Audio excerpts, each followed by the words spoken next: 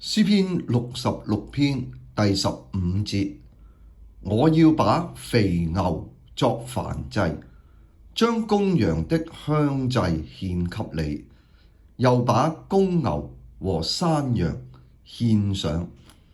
喺呢節經文呢，即係講到一個具體嘅獻祭嘅行動，因為喺前面嗰度呢，就係講到呢，即係我要用燔祭。咁呢個燔祭呢，即係獻俾神呢。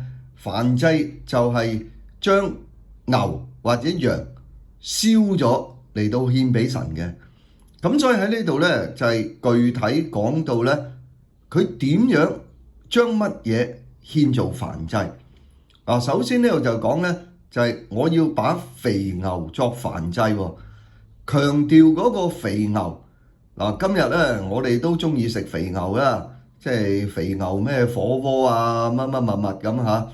咁呢度咧就係強調咧，係將最好嘅牛、肥牛咁獻俾神，係作燔祭燒俾神。咁另一方面咧，就將公羊的香祭獻給你嗱。除咗牛之外咧，就將呢啲嘅公羊即係獻俾神。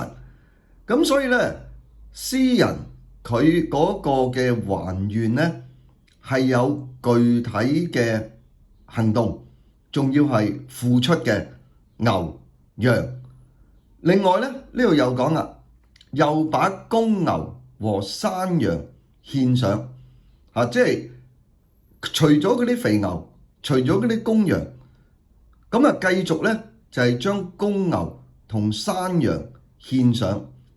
即係喺呢個還願獻祭嘅行動咧，其實係要付出嘅。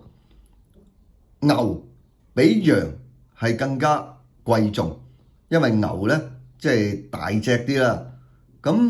但係呢度咧個重點就係咧，將最好嘅牛羊係獻俾神所以呢個咧係一個好重要嘅一個獻祭還願嘅行動。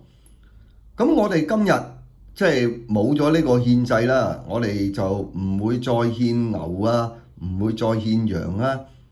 但係我哋好感恩嘅就係耶穌基督，佢將佢自己獻上，成為最完美最好嘅祭牲，贖咗我哋嘅罪。咁所以呢，我哋經歷到耶穌基督救贖嘅恩典呢，我哋唔係再將牛羊獻上，我哋亦都要咧將我哋嘅身體獻上，當作活祭。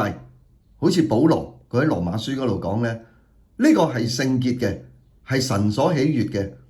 當我哋能夠獻上我哋嘅身體當作活祭嘅時候咧，比獻上牛或者羊係更加珍貴，因為我哋所獻上嘅係我哋自己，唔係外在嘅牛羊呢啲嘅祭牲。願神悅納我哋嘅獻上。親愛天父，我哋感謝讚美你。主啊，當我哋睇到耶穌基督為我哋嘅生命贖罪，獻上佢自己作為完美嘅祭牲，今日我哋經歷神你救贖嘅恩典，我哋都要將我哋嘅身體獻上，當作活祭。願你悅納，祈禱奉主名求，阿門。